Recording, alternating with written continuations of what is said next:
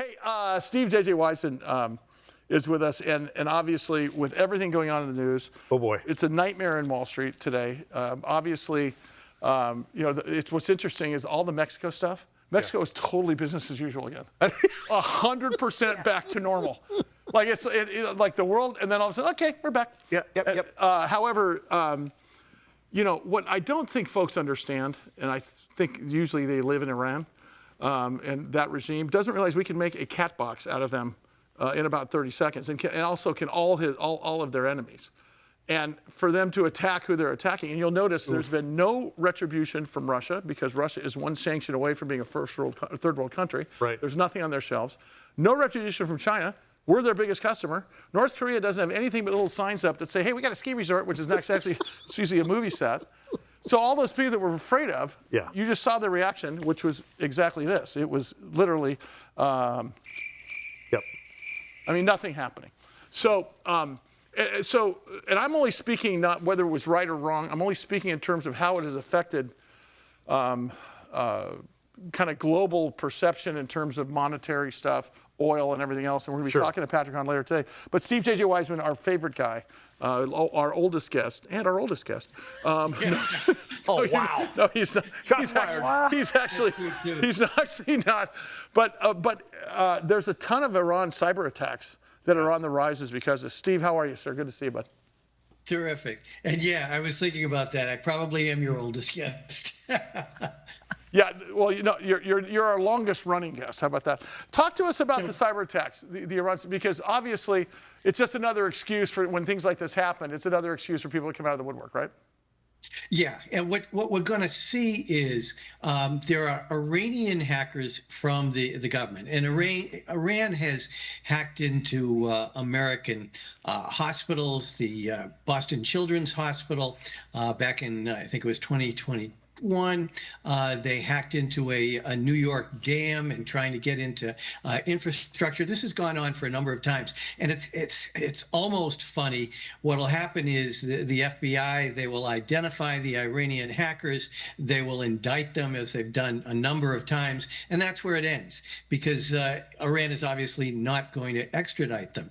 What we have here is also, you've got loose cannons in this, not just Iran, but Hezbollah, a terrorist organization based out of Lebanon that also has significant cyber attack capabilities. So what they have done in the past, and what I think we may see in the future, not necessarily, but may see, is what they call distributed denial of service attacks. And this was done a few years ago against about 16 banks. And what they do is they put together what they call botnet.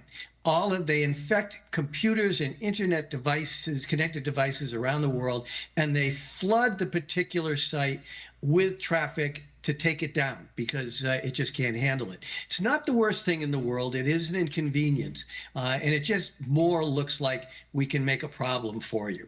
But we are going to be expecting these kinds of hacks, and maybe even something more along supply chain hacks. But this is something that Iran has got to weigh out because, again, it's sort of like what you said. If they do that, what's going to be the response of the United States? Yeah. But I do think we'll see some of these, perhaps the DDoS attacks in particular, because really no harm, no foul. Steve, it's great to see you back guest lecturing at Hogwarts. Always love it. You recognized it. It's so great. What you don't realize is Steve is a law professor at Bentley University, and literally was the proprietor of a llama farm.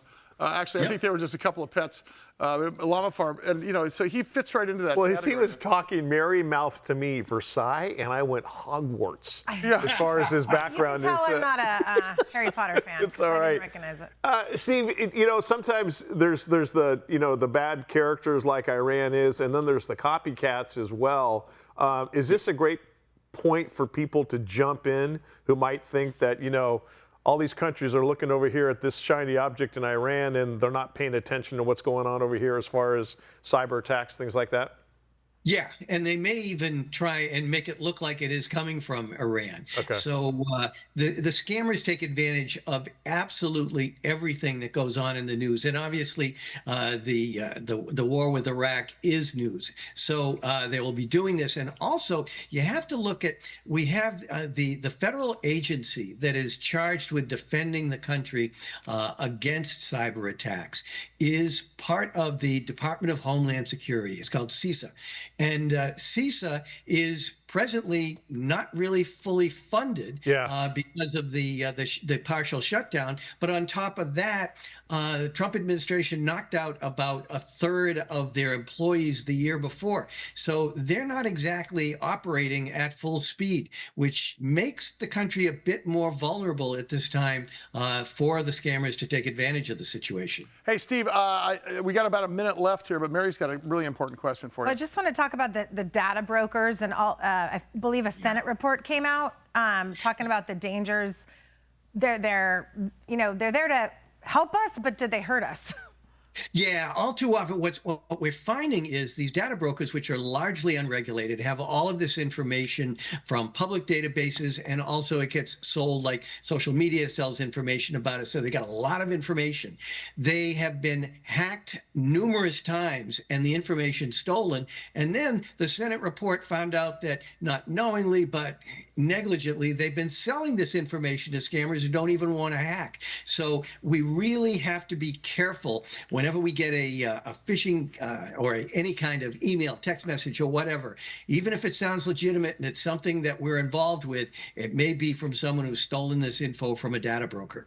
Stephen, JJ, Professor Dumbledore Weisman, the website, scamicide.com, SCAMICIDE.com. Do yourself a favor, head over there.